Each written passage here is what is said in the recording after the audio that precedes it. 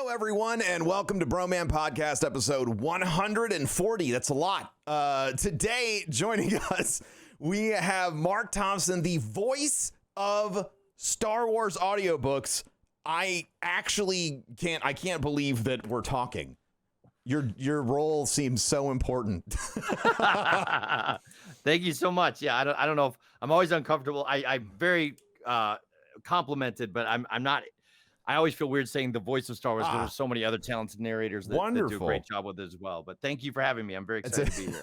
Well, I'm glad to have you. It always takes a team of folks to put on any sort of like audio production, right? For sure. Yeah. So definitely agree with you there. Acknowledge the accomplishments of everyone else who's wonderful in that universe of creation. I'm so right off the bat, I'm so curious. How did you get into recording audiobooks? Oh, wow. Well, I mainly have an animation background. Like I went to college to study acting. Wonderful. And okay. Did that. And around my sophomore year at school, I auditioned for a cartoon and I got cast in the cartoon. And that was kind of like my first ever, big break, getting paid to do this. So I was like, oh, wow. Wow. So then I did a lot of animation kind of throughout college and then after college. And then took a break for a while and then came back to it. And then my agent called one day and was like, hey, have you ever done audiobooks? And I was kind of trying to talk her out of it because I was the kid in high school that, if we had to do a book report, I'd watch the movie or get the Cliff Notes or whatever. Yeah. So it's like, I was not like, one of these people that read for fun or like, oh, let me curl up by the fire with a good book. So like, I was kind of like, oh man, no, not really. No, I've never really done an audiobook. And I was kind of trying to sound uninterested. And she was like, well, what about we have a Star Wars audiobook. Would you maybe be interested? And I was like, oh, whoa, wait, yes. Because I'm a huge Star Wars fan. So yeah. So then they sent me the script for that. And they said, we want you to prepare these 2 or 3 pages and you're going to meet with this director. And so I just poured over it and just studied it like crazy and prepared harder for this audition than any other audition I'd ever done. And, I was praying God, let me have this, please. So I go in and I did my thing. And I think I always feel like looking back on it, I probably got cast because I could kind of do a reasonably good job mimicking some of the voices from the films or whatever. Right. So I think I won them over with my character voices, but I definitely had to learn on the job how to narrate an audiobook because it's a much different skill. Yeah. I wasn't prepared for how different that was, That you answered like 3 other questions I wanted to ask. Yeah. No, it's great. That's great. All that means is we get more information. I was going to ask were you a lifelong reader, but it sounds like you and I have had a similar affinity to books or for books. I was like, that's a school thing. Right. Exactly. So I'm not interested in that. And I probably would have had the same reaction as you when they were like the Star Wars audiobook. I'd have been like, whoa, they write books? You know? Exactly. Complete 180. Like, I didn't know you could write a book about that. That sounds fun. So, so talk a little bit about that skill. I think that people, my audience especially, you're probably familiar with voice acting in a character sense, right? Where you're like, oh, you're the monster, and you're like, bah! Right? But you mentioned that narration is a different skill. My wife, I've learned a lot about taking care and using my voice because my wife has a master of fine arts and singing and stuff like that. So I am always fascinated by the different aspects of utilizing your voice. So I guess it's a 2-part question. 1, what was that narration skill that you needed to learn? And then 2, did you have any vocal resistances to trying to apply that skill because of how you spoke maybe differently in everyday life? Right. Yeah, it was so that first audiobook that I got hired for was part of a 9-book series called Legacy of the Force. Okay. So I think it was funny because pretty much right off the bat, it was obvious that I'd never done an audiobook before. So the director had to like really work with me and be patient. And I'm wondering now if he was like, I have to do 9 more of these. Like, what are we gonna do? So like, but the one piece of advice that kind of clicked with me that really helped me to work on this was he said, the dialogue, you're doing a great job and it's really engaging and really entertaining. But whenever we get to the prose, like, describing what a room looks like or describing, the setup of a battlefield, it just is so boring and it's coming across as so flat, and I was kind of, it was kind of true. Cause like, I was kind of like, let me get to the dialogue. And then here's all the boring stage directions. Here's all the boring, Right. He said, like, you've got to make the prose just as interesting as you're making the dialogue. Like, you have to understand that there's a reason that the author is describing the room this way. It's not just, Luke walks into the room and there's 4 blank walls. And like, there's a reason the author's telling you that. And there's something about Luke's mindset that we're learning about in that description. So you gotta almost treat it as like an inner monologue, or like, this is his thoughts, so that you give it the same amount of attention you're giving to all these character voices. And that just like, his name's Kevin Thompson. He's a great audiobook director and producer and a great director, period. But like that just like clicked and stuck with me. And like, ever since I've tried to remember that and work on that. And that kind of helped me, paint the picture more and kind of tell the story more, as opposed to just do the lines as if I'm in a play and now my character gets to speak. So that was really, really helpful advice. And that totally unlocked it. And I think like vocally, like, that probably influenced me vocally as well, because I didn't know, like, the character voices made sense to me. I was like, well, let me come up with a voice, like, and Yeah. I'm a cartoon guy. So like, I can come up with a voice. But for the narrator, it's like, well, what do I do? And so, but if I'm thinking of it in terms of whose point of view is the narration coming from, like, is it like, is it first person? Is it third person? Is it like a voice of God type thing? Is it, or is this particular section or chapter more told from the character of the, one of the, so just all that kind of then in a subtle way would influence how I would read. And then also I think I put a little more like word painting or like, kind of like mystery into it, thinking about trying to make that more engaging for the listener. So, yeah. I'm fascinated by that. So you almost, while you're sitting there doing this, you almost have to, you sit down and you have your character voices, but then you're going back and now you have to give voice to the description and to the story and everything. And as you were talking about the different things you were describing, like the way you would describe the layout of a battlefield would be incredibly different than the way you would describe walking into a room full of grand art. And so you have to find all of these other voices. Yeah. Which oftentimes probably a lot more subtle than a character voice. And you can play with things like, if it's an action sequence, like the tempo that I read it might be much faster or much more urgent. And if it's like an emotional introspective section, then that, I might take a lot more time and pauses or it's just not quite as urgent. And so there's all kinds of tricks that I've learned doing it that kind of help tell the story, and kind of, help bring life to, what the author's written down there. So, yeah. What do you have? I know you said you weren't a big fan of reading, but do you have a favorite story? Oh, wow. I always feel like it's like picking one of your children. It's like, how do I pick my children? That's fair. Yeah. I mean, because there's I've done a bunch. I think I'm closing in on 100 now. I think. Holy cow! Yeah, it's crazy. So. Oh, this can be from your personal life as well. Okay, as Marc Thompson, like, what is your favorite story? Because I imagine that. I mean, you got into animation, you did all this other stuff. Right. So what kind of stories inspired you to take that path? Well, I mean, honestly, I'm gonna sound like a shill, but like I'm so lucky because Star Wars kind of was my favorite story. Like it was like the thing that inspired me growing up, and I gravitated more towards films. So I'm a big Star Trek fan as well. So I like the Star Trek films, and The Matrix is probably the only thing that's ever come close to those two franchises for me. And I love the Matrix and the trilogy, and I'm excited for a new one. And, Same.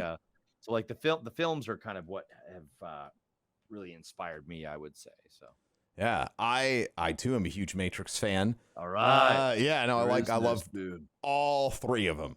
Yeah, me too. I feel like that's rare. I mean, that's the whole story, right? Yeah, like like the cool introduction, exposition, rising action, like all the stuff at the beginning of the story in the first one.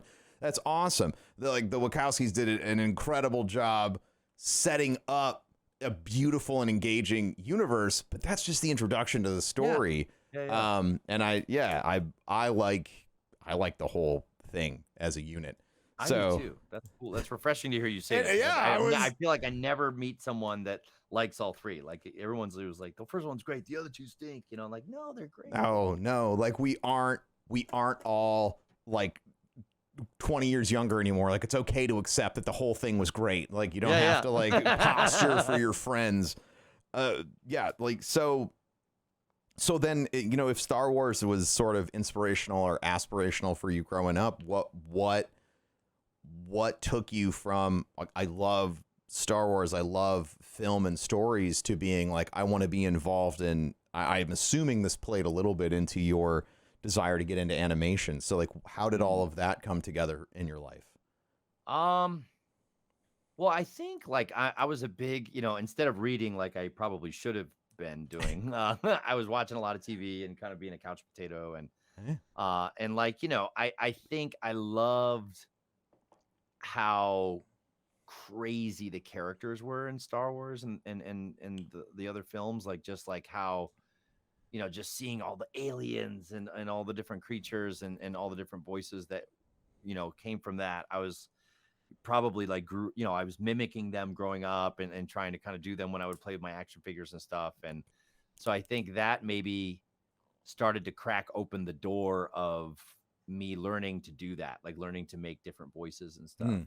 And I obviously, like, I went to school to study acting, and so I knew at an early age I loved performing and telling stories like that, and then kind of animation ended up being where I found most of my work. Like I've done a film, I did one film, and I did a Broadway show, which was amazing, but animation is kind of where I've worked the most, along with audiobooks now.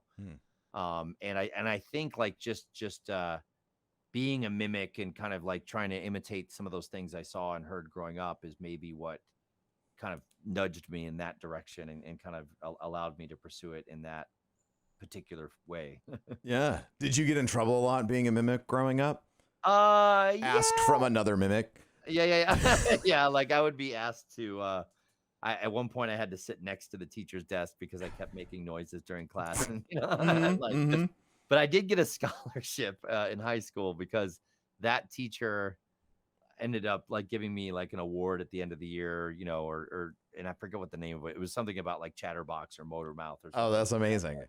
But I think she knew I wasn't trying to be disrespectful. It was more just kind of my mind wandering and like my imagination taking over when I should have been doing my times tables or whatever. That's what a cool teacher. Yeah. So I know. Yeah. So you went to acting school. What was like your, I have so many questions about that. What was your first play? Like what was, or like musical or whatever. And like, what role did you do? Like, yeah. I always love the answer to this. My sister's in theater. And so like, I love this question. Right.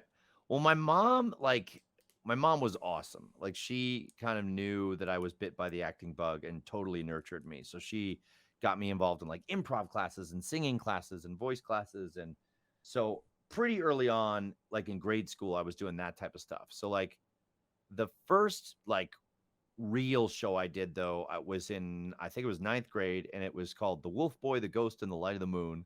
And it was written by Mr. Putnam, who's an awesome English teacher.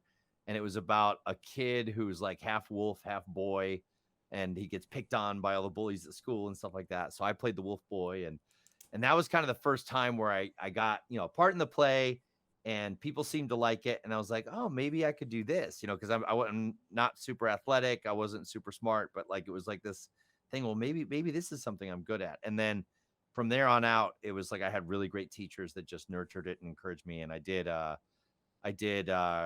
I think I was Colonel Pickering in My Fair Lady. I did Bill and Me and My Girl. One of my friends, Paul, and I did this 2-man show called Greater Tuna, where each of us played 10 different characters, which again probably prepared me to do a lot of what I'm doing now. Wow. So, and then in NYU, like I got to work with Elizabeth Swados, which was amazing. She was a really cool musical director, and we did a show called Beautiful Lady, which was about poets in Russia that were getting persecuted, and it was really, so I did a couple shows with her. I did a Doonesbury Comics show with her, and I did The Emperor's New Clothes, and I was the Emperor, and so a bunch of different things like that. Yeah. It was really fun. I love that it was like your first play was an English teacher. Like, oh yeah, and he just wrote it, and it was awesome. Yeah, like unaccredited author. Well, now they got the credit. Yeah, this is like so famous now. Right. Everyone's like, great. Yeah, that's so fun. What's it like doing a play where you're 10 people? Oh, that was amazing. Like, it was so fun. And I really do think like it has, like, that show probably did set me up for all the stuff I do now with cartoons, because like usually on the cartoons that I get hired on, I've been asked to do multiple characters in the cartoon shows. And then like and then same thing with the audiobooks. It's like, I'm trying to come up with all these just different characters, and it was a really cool challenge to like find like 10 distinct different voices, and we had to do like quick changes off stage. So there was like one night where my zipper got stuck and I couldn't get the pants off in time, so I had to like go out on stage in my boxer shorts, like to do one of the characters that I was supposed to, because I couldn't get my costume on quick enough, and then I was like a old lady in a dress in one of my characters, and I would like flirt with all the teachers that like gave me a hard time and made them uncomfortable and sat on their lap, and and all the stuff. So it was really fun. But I mean, Ms. Hofstetter, if you're listening, like that really like helped me. Like it really was a great challenge to like have to come up with 10 different people, and Paul Holmquist was amazing in that show, and it really did like prepare me to do a lot of what I'm doing now. It was like so I'm super grateful for that. Was that kind of a performance like really challenging for you? Like, were you intimidated by taking on so many roles all at once? I guess I should have been more intimidated by it. I love it. No, I love that you weren't. Like it honestly was just fun. Like it was just a really great time. I think I probably should have been more scared, but it just was really, it just felt like a good time. It just felt like a fun time. I get scared now because now I feel like, because in the audiobooks, it's like sometimes we're doing 60 or 70 different characters, and it's like trying to keep them all straight. And with a franchise like Star Wars, it's like, people will have opinions about things like you. So like, you are so kind. Yeah. I just want to make sure they'll have an opinion. Yeah.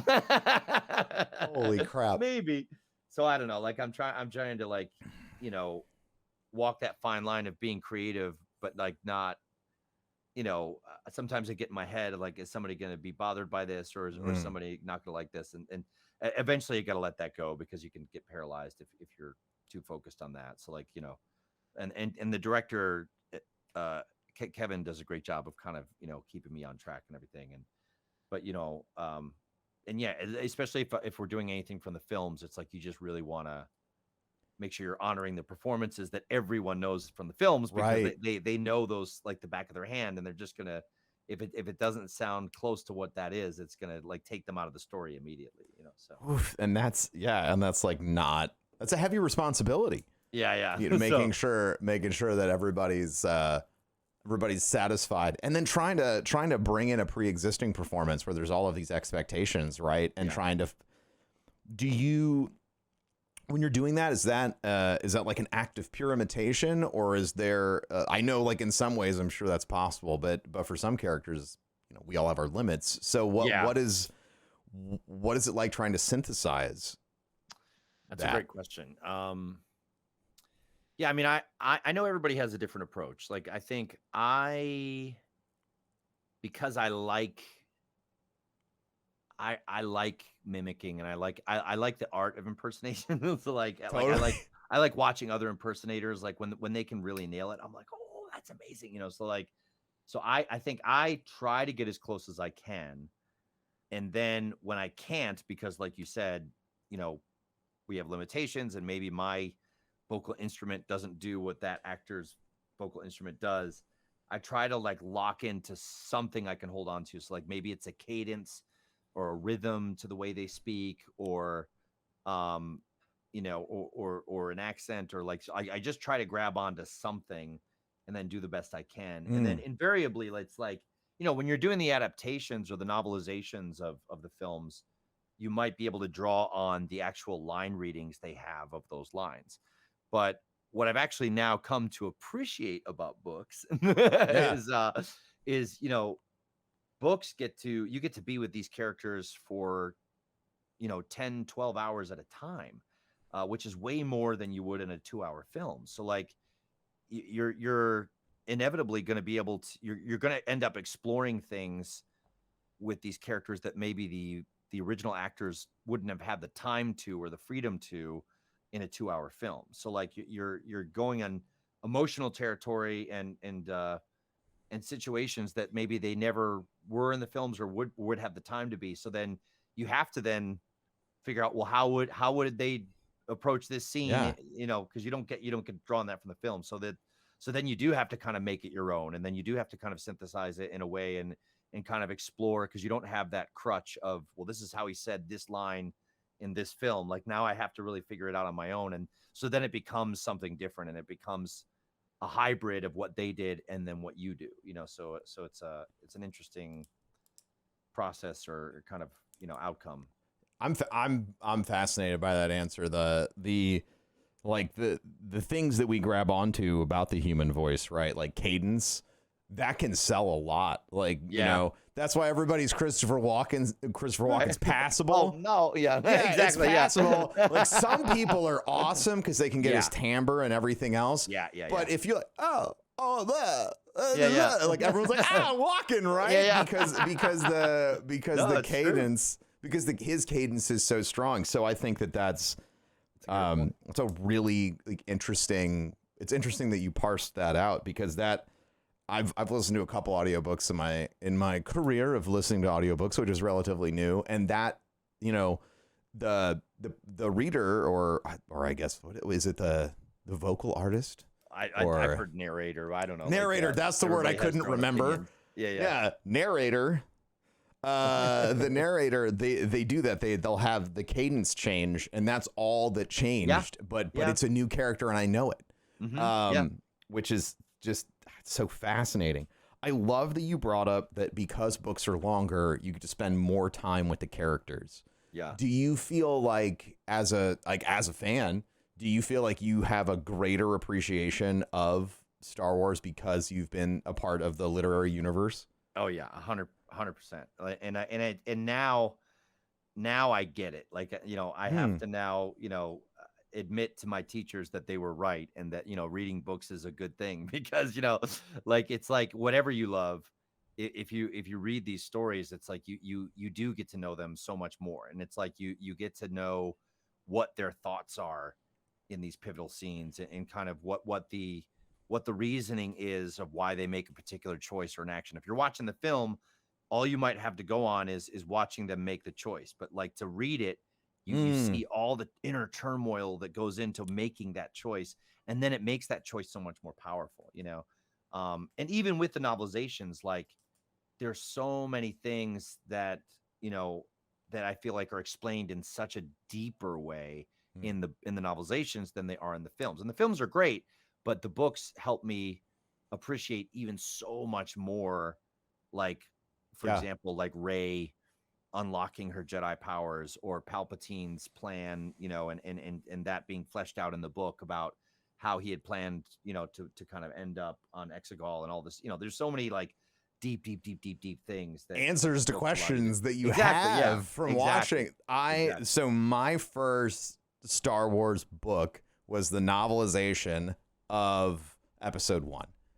And cool. That made Episode 1 one of my top ranking Star Wars movies permanently, because I read the book before I saw the movie. Oh, And wow. so Yeah. like my family didn't go to the movies all the time. It was like a big deal. My dad was like debating whether or not we should go see it. And so I was like, I need this. And so Yeah, like we yeah. went to, like, you don't understand. And so like, my mom and I went to Borders, and I was like, Dad, they have the book. And so I remember buying it and reading it, and like learning about all these other things and midichlorians and everything else. And I was like, oh, this is like this beautiful universe they're building. This is crazy. This is all this information that I wish I knew about the other movies. Right. And so when that came out, it was so grounding having read the book that I was just like, I was in love with the thrill of the journey. Yeah. And that, so like, and that's never changed. It really is interesting that, and I think part of it was because like I was definitely younger. But I got to spend a lot of time with those characters because like I would read 2 chapters and then I'd be thinking about it for like, until the next time, like whatever, you're just mulling it over, and you're more deeply engaged with the characters, the conversations they're having with themselves, each other, and more, you get to pick, right? That's the other thing, is that you get to pick from the book. You get to pick what your favorite moment is. You get to pick the parts of the scene that you find beautiful, or the parts of the battle that you find interesting, because you get to see all of it. Right. And it's because it's slowly presented to you, right? So I love that. That's one of the reasons when they started doing Disney Plus and Mandalorian, and I was like, wait, it's not, because I don't do great with information uptake. So I was like, wait, it's not like a one-off movie, like when they first announced it, because I thought it was going to be, I was like, this is every week. And I got so excited because I love the characters and I wanted to spend more time with them. And so you get to do that. That's my cool Star Wars book story, which I totally forgot about until you mentioned that. I forgot about reading Phantom Menace. So you've talked a few times about like taking direction, and you definitely have a lot of admiration for the director that you work with right now.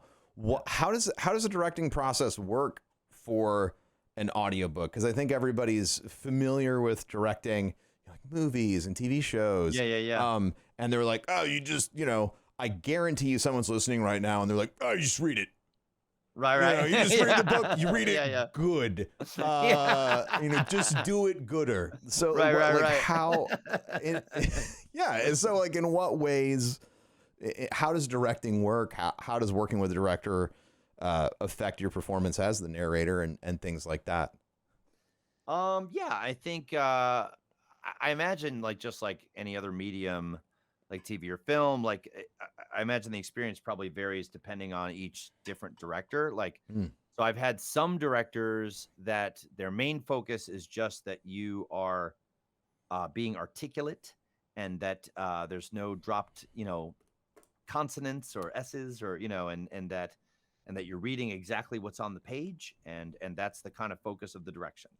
And then there's other directors that focus on the emotional intent as well, or focus on, kind of the storytelling aspect. And I think that, with when we work on the Star Wars ones, it's like, a lot of time, like there is a lot of freedom. Like there's definitely, we're at a point now where, it's basically like he'll let me read, and I come in with my ideas of what the character voices will be. But there are times where he'll be like, okay, actually, I feel like for this character, we want a different voice. I feel like,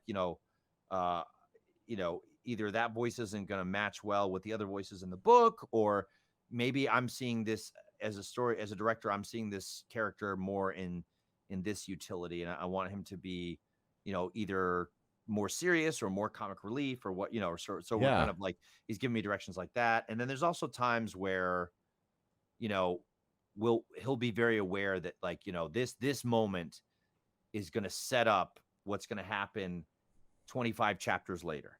So we got to redo this paragraph, because this paragraph is the foreshadowing, or the seed planting of what's going to, happen later. So let's put a little more mystery in there. Let's add a little more emotional weight, and, but so there's moments of that stuff, but obviously, these productions are, 10, 12, sometimes 15 hours long.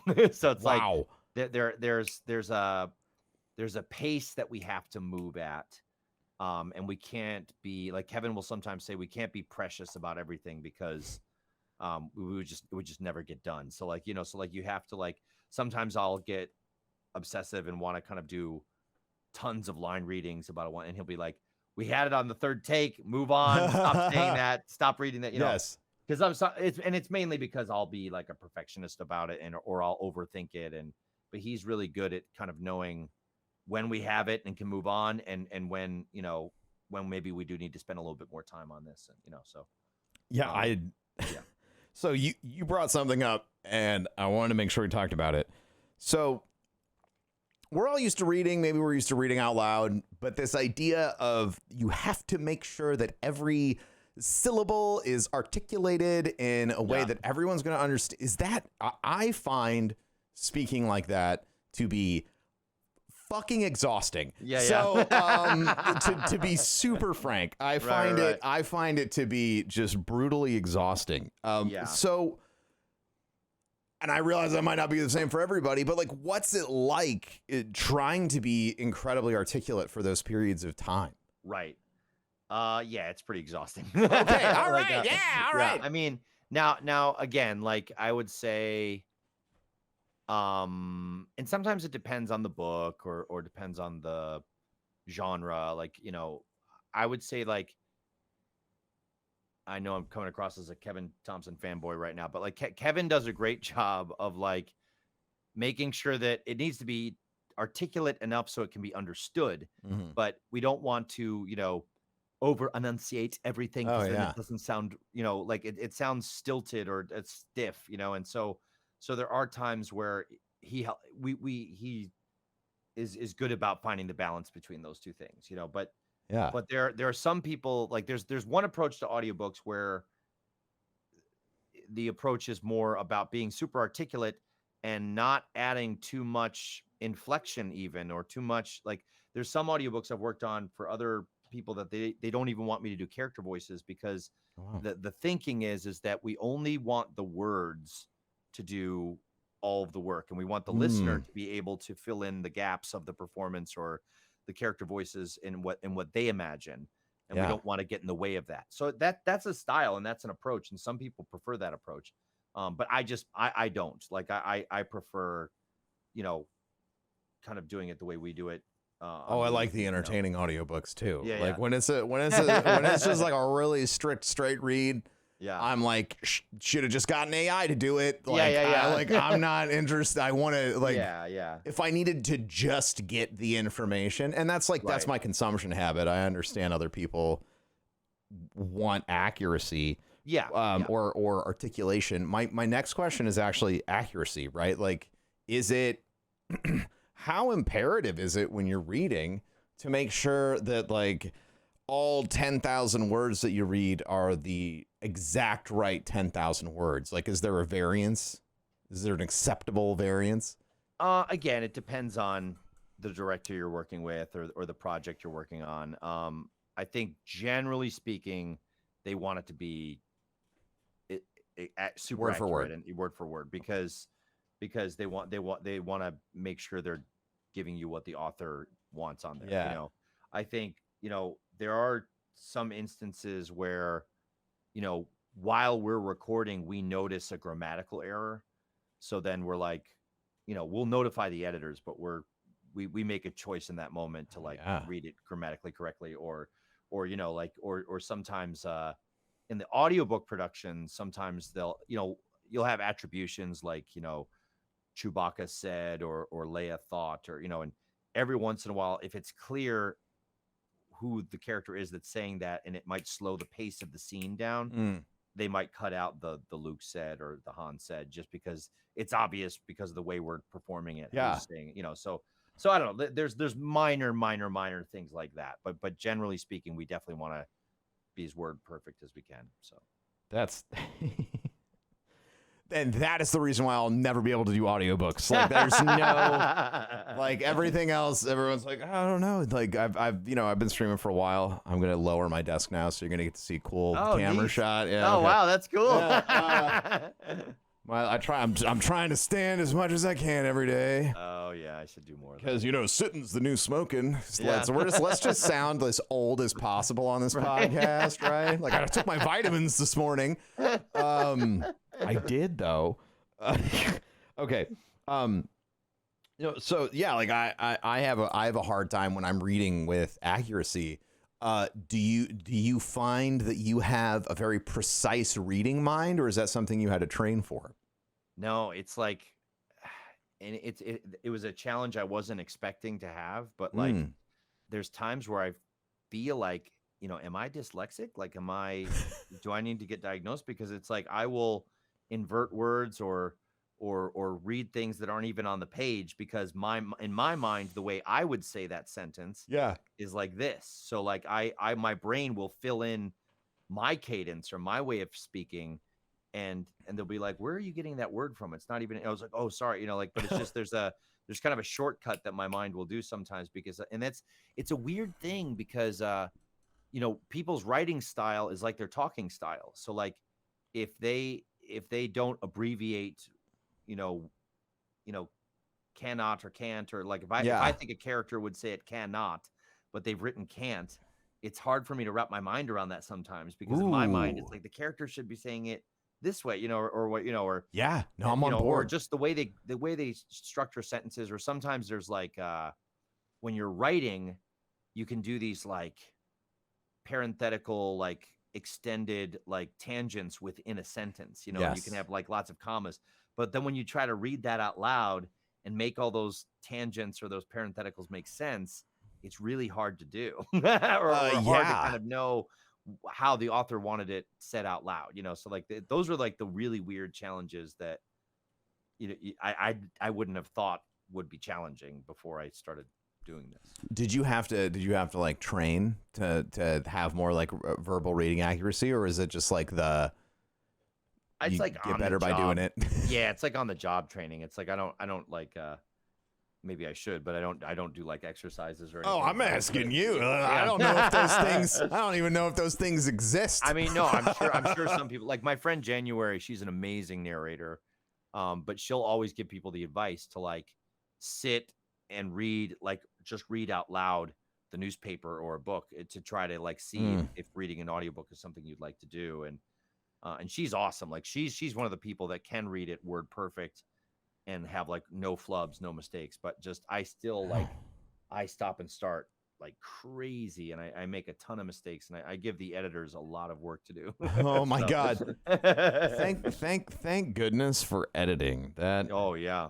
Doing everything, I'm always in a live, when I'm streaming, I'm always in a live environment, and the idea of not being able to do multiple takes, like that's how I consider everything. And so sometimes people are like, oh yeah, so we just then we'll take it to editing, and I'm like, but I didn't do it all together at once perfect. And they're like, you did all the parts right at one point. We can fix it. Yeah, we can fix it. And I always think, okay, buddy, right, like, okay, you can fix it. And then it comes out and I was like, I didn't say any of that. They're magicians is definitely the right word. Do you, completely just nerd question, if you had a force power, what would it be? Ooh. I mean, the first one that pops in my head is I want to be able to do the force levitation thing where I can just hold my hand out and the remote control comes to my hand. Oh, yeah. Do all that stuff like that. I don't know if that's levitation or what you call it, but I think that's levitation. Yeah. I want that big time. I still kind of hope that maybe one day it will actually happen if I think hard about it. No, I'm right there. I'm right there with you. You gotta keep the magic alive, right? You gotta every once in a while you gotta go. Not yet. Didn't work, but I tried it. Whenever my wife and I have kids, I'm sure that I will be following that kid around, watching and be like, "Are you gonna do it? Yeah. Like, are you gonna are you gonna be the kid on the playground that's like, leave me alone, Tommy?" And you like throw him into a tree, right? And I'm like, "Oh, my kid," you know what I mean? I'm waiting for the day that shows up on the news. Yeah, one of my kids' birthdays, we did it like a Star Wars themed birthday, and I had a bunch of Dixie cups on a table. and I had a buddy of mine hide under the table. It was like a tablecloth, and we had like a fan, and I had the kids line up, and they would do like the force push, and then my buddy would turn the fan on and knock all the Dixie cups over, and it was so amazing just watching their faces. They were like, oh, you know, like it was like the force is real. Like it was just it was one of my favorite like moments. I was like, this is awesome. That is like pure magic. Yeah. So I understand that, like, you know, we all went through COVID, so recording probably changed, but is you mentioned kids, and so I thought, oh, recording in your house. Like, is most of this done from home with a professional setup, or is it like go to a local studio and we'll do the read there? Yeah, I think like normally we're at studios, and so and now actually we are, for the audiobooks at least, we're back. Right. But like I think, trying to remember, I did like 2 or 3 books from home during COVID, and it was a nightmare because I live in Manhattan in a 2-bedroom apartment.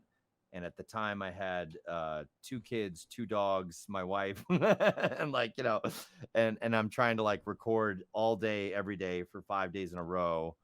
And it was like, you know, they had to be super, super quiet. And, you know, like if they like were in the kitchen, I have to, you know, stop because the microwave door clicked, or like, you know, and it's just, and it was really hard. What? You know, it was like really bad. What an absolute hero. I'm sitting, my jaw's on the floor, right? Like I get the benefit of everything being live, right? So everyone's like, oh, that dog's barking. And I'm like, whatever. Right. I can't change that, but that's like there's no option. You can't be like, sorry, the dogs are being so loud. I'll get back to you in an hour. Yeah. They're like on the clock.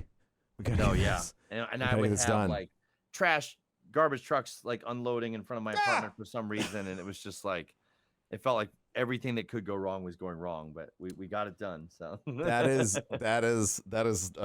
truly impressive. I would lose it. Yeah. So we talked a little bit earlier about your non-reading background. Yeah. So has this, you know, we're doing all these audiobooks, and like we talked about a little, has it inspired you to read more, less? Are you like, I'm so done with reading at the end of like, are you just like, last thing I want to do is read? Right. I'm going to close my eyes and only listen to music. Like what? Yeah. I mean, so it's definitely changed my opinion on reading, because like I do now see the benefit in reading, and when I'm reading for these books, I do genuinely enjoy it now. Like it was like at first it was like, how am I going to get through this? And even though it was Star Wars, like after the first one, I was like, I don't know if I can keep doing this, because it was a lot of work. Like I was used to like rolling in the studio for animation or commercials, and you do your hour and then you're done, you know. But like this was like staying up really late at night trying to finish the manuscript before we had to go in for the session, and it was just, and I was just not used to read. So but now it's still challenging and a lot of work, but I genuinely love it.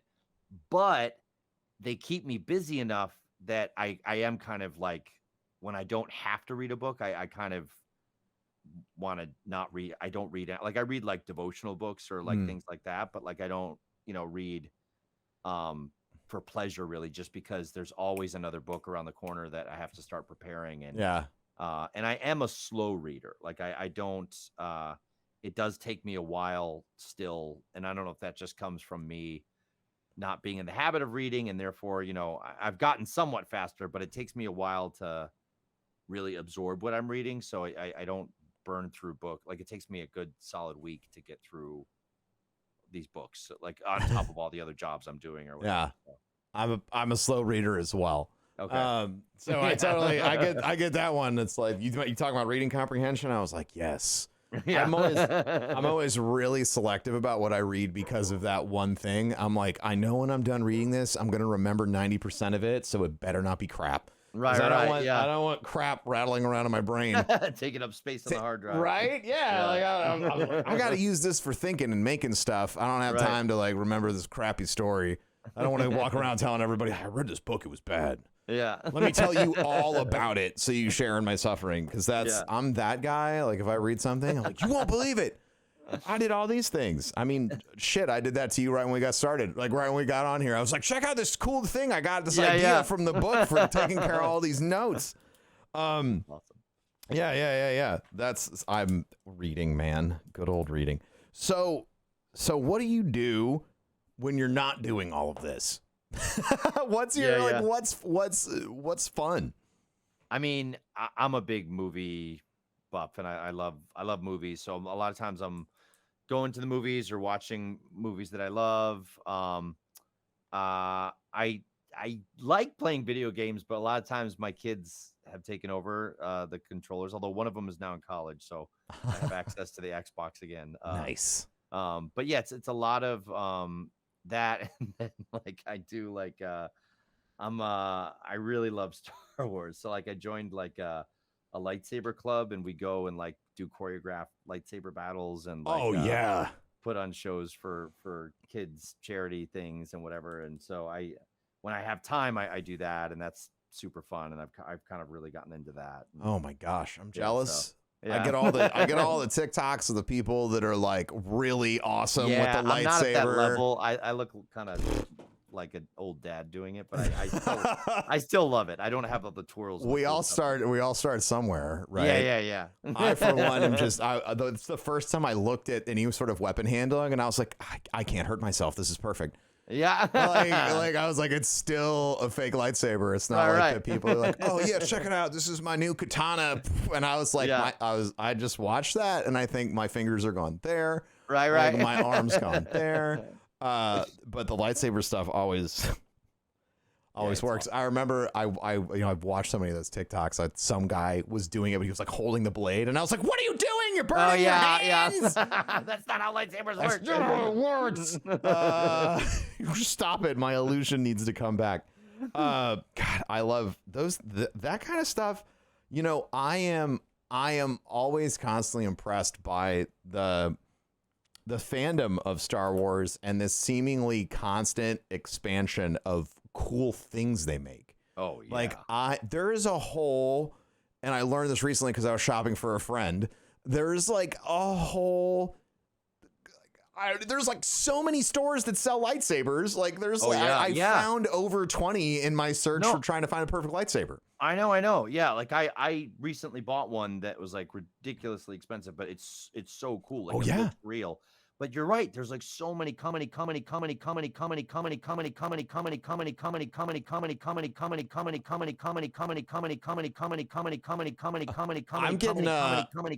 getting a loop of your voice. See if we can get you back. I got no audio from you now. It's all good. Not yet. You can leave the call and rejoin if you need to. I'm muted. How about now? Yeah, that's great. Okay, sorry about that. My interface sometimes disconnects because my computer stinks. Dude, I love it because that was really funny on my end. You're gonna like that. Really? Like, you're just looping. You're like, like, and I was like, is he messing with me? Oh, it's the backup recording stopped. So let me see if I can roll this again. Sorry. No problem. Okay. Nope. We also have your voice on the video recording, so we can pull any missing. If you can't get it started again, I'll just leave a note. All right, let me just try one thing. If you want me to, I just have to reboot it. Oh, sorry. It is fine. I probably need to clean out my hard drive because I have a lot of sessions on here that probably need to get rid of. If you're maxed out on space, we're good. Okay, let me just make sure. I'll just try again. I think it's just.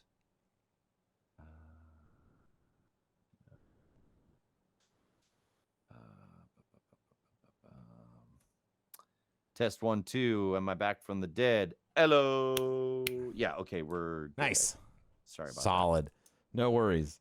So you were talking about how you got a lightsaber and it looks super real. Oh, it's super real. Yeah, it's like a NeoPixel Oh, shut up. lightsaber, and it's super super bright. And like if you take photos or videos of it, it looks like what the rotoscope lightsabers actually look like. It's I'm in heaven. It's Gosh. amazing. So I've been doing that, and we go to like Washington Square Park, and we do battles and stuff, and it's just awesome. It's great. Are there different like samurai, like the different fighting forms and stuff? Oh yeah, like they've it's like the main group I joined is called the Saber Guild, and then there's another group called Rogue Alliance, I believe, and they both have like taken fighting styles from like martial arts classes. Like if you were to take a katana class or like a broadsword class, and they've kind of taken those forms and then adapted them to lightsaber forms. So like we'll practice forms, and we'll do like, you know, practice like different, this is how you block, you know, if an attack came here, this is how you would block this. And they take it really really seriously, and like it's awesome. And I just come because I want to swing my glow stick, but they're like, you know, they're really great. Like there's some guys there and girls that are like amazing and do all the like super choreography and spins and stuff, and I'm trying to get to that level. So yeah, that's like I want to make a quick edit of me being awesome on TikTok with my sword. I spent you said NeoPixel. Like I was like, I found out all about like there's all different kinds of blades, and then some of them are like programmable and like all this other stuff, and I was like, this is like my childhood dream come true. I know. That's it is so to go from like the extendable flashlight to now. Oh what they have yeah, today that like, little plastic thing. Yeah. Like, you know, and you like, and then you flip on like it's attached to a flashlight, and you can tell. You You know, like, oh, a flashlight's in here, and then this stuff, like it. Oh my god. Yeah, awesome. I spent so many hours watching those TikTok videos trying to find like the perfect lightsaber. Which reminds me, I need to make sure I go shopping. I want to get one. My wife was born on May 4th. No way. And she's a huge Star Wars fan. Yeah. Oh, so, that's awesome. Yeah. So I'm. She needs one. A lightsaber. Yeah. We went out to Disney one year on May the 4th, and I was like, oh my god, there's so much like we thought would be fun. Like, it is an event. Yeah, there's so much happening. There's so many people cosplaying in the middle of the rain in the hot Florida summer or early spring, early spring. Have you spent? So, do you just like a total aside? Are you like a big like? Do you do theme parks? Is that like a big thing? Oh yeah. No, I have not been to Batu yet. Like I have not. The last time I went to Disney, they were building it. Ooh. And I have like a picture of me longingly scraping at the billboard, and you know, like, but let me in. Yeah. So I've been saving, and we were supposed to go in 2020. And that didn't happen. So I guess we're hoping next year maybe is what we're hoping. So, but I can't wait. I probably am. It's probably unhealthy how much I'm looking forward to that, and like I probably should not be as excited about it as I am. No, not at all. It looks amazing. I had Have you been? I assume, or I had Kevin talking up to me like for like a year before I finally got a chance to make it out there, and it's an incredible part of the park. Like, I'm a huge fan of like I did theater and everything, so one of the things I'm most fascinated by is like. It's a live stage. Like that's how they make everything. So you have to do all of the normal, really cool, intricate prop stuff, right? And they have props from the movies, and everything feels like legit. You know, like stuff from the movies is like in cages, like on the side, right? So you really feel like you're walking through a market, and it feels super authentic. But they do all of the other stagecraft so well. You know, like the playing with distance by making things smaller as they rise. So you really feel like this massive sense of space there. On top of it already being a really open space, so it really does feel, and I don't know how they do it, right? Like I've been to Disney a lot. I know the tricks, but something about walking there the first time, even with all the prep and even knowing everything that I know as like a fan of Disney, it was still real. I was like, I can't wait. And even to the point where like my wife and I needed to get food, and I was like, I have no idea what any of this food actually means because it's all themed, right? And she's like, I don't know. She's like, I don't know. I'm just super hungry and I don't know. And I was like, I don't know either.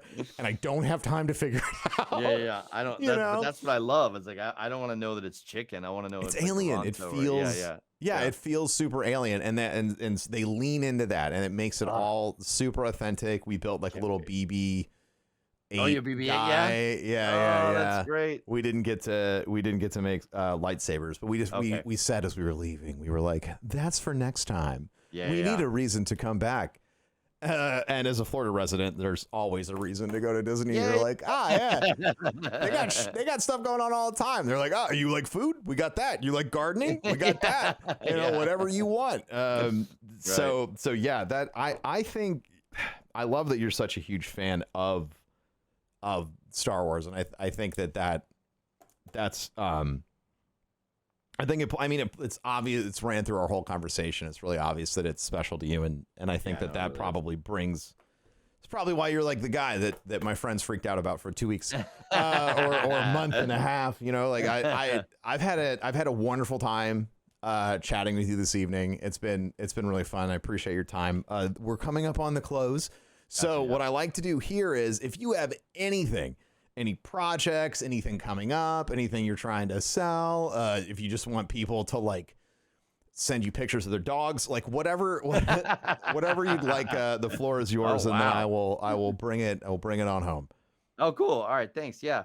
Well, there's some great stuff that just came out. There's an audio drama that's a part of the High Republic series, which I'm a huge fan of. It's all about the Jedi at the peak and of their glory, and there's an audio drama that just came out about Lorna D, who's one of the Nihil Tempest runners, and it's a really great story that kind of follows her, and that's a multicast production, so it's not just me. I do a couple of characters in there, but it's a lot of other actors in that as well, so that's really exciting. We just released a Legends book. Rogue Squadron just came out on audiobook, and it's the first time it's been unabridged as an audiobook. So that's just came out. And then we're going to be starting very soon on the third Thrawn book from the latest trilogy. Lesser Evil will be coming out, I believe, in November or December, if I'm not mistaken. So a lot of cool stuff coming out in terms of audiobooks. Yeah. And just on a personal note, I'm on a new cartoon that'll be on Netflix called Karma's World. If you have kids, it's a pretty cool show. Ludacris produced that, and it's kind of inspired by his daughter, and it's a great cartoon for kids if you want to check that out on Netflix. So. I'm not a kid, and I will be checking that out on Netflix. Yeah. That sounds it's pretty fun. That is a heck of a pitch. Yeah. I'm a fan of Ludacris, so I like all the stuff he does. So that's going to be. I'm super intrigued. Thank you so much, chat. I'm so used to doing this live, I almost said chat. Listeners, everyone, if you're listening to this at home, thank you so much for spending your time with us. As always, you can rate or subscribe to the podcast if you want. More importantly to me is that if you thought of anyone while you were listening today, I would love for you to share it with them. So, if you feel like hearing about Marc's journey and his passion for all of this, and maybe if you got someone in your life that wants to read audiobooks, you could steer them away. I'm kidding.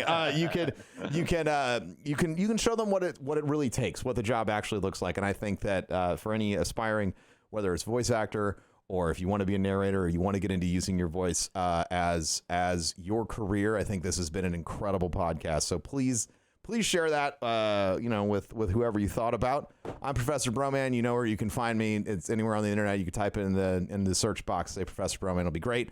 At Rare Drop, we have the fifth anniversary merch that we just launched. You can get all sorts of fun stuff there. We're also going to have some things coming out soon for spooky, scary season that I'm sure you're going to like. And please make sure to check out Star Wars and Scotch. It's Tim and Kevin and Star Wars all the time, every week. They have so much content to cover, and they really need you to show up and let them know what else they need to cover, okay? Because it's not enough. Thank you so much for listening, everyone. We'll talk to you next time. Bye!